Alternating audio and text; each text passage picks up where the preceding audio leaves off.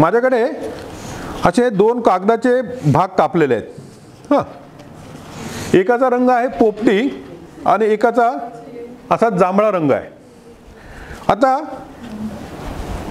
कुणी पण म्हणजे अगदी सहज प्रतिक्रिया काय देईल, कागदाची वस्तू काय खेळणं असून काय असणार, हे अल्पजीवी खेळणं आहे. पण याच्यातून जे विज्ञान समजेल ना ते अतिशय समृद्ध आहे. बघा मी हे सोडतो तर ते खाली जाताना बघा फिरतं. हां, आता हे फिरतानाची त्याची दिशा बघितली का तुम्ही, परत एकदा बघा.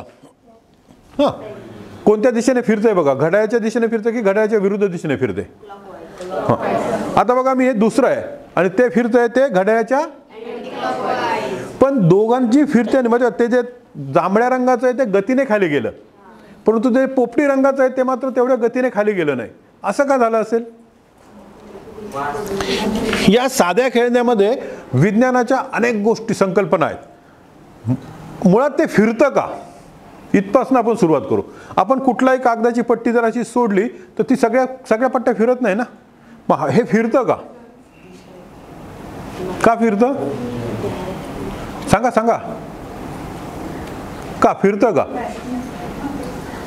तुम्ही सांगायला हरकत नाही. हेलिकॉप्टरचं प्रिन्सिपल आहे ना सर, त्या पंखांना दिलेला आकार, कागदांना असलेल्या विशिष्ट आकारामुळे हवा जेव्हा ते खाली जातात हवेच्या दाबाने त्याला फिरवलं जातं. नाही, कुठलीही वस्तू फिरते का हे सांगा मला. म्हणजे कागद आता सोडून द्या, एखादी वस्तू फिरते म्हणजे नेमकं काय होतं?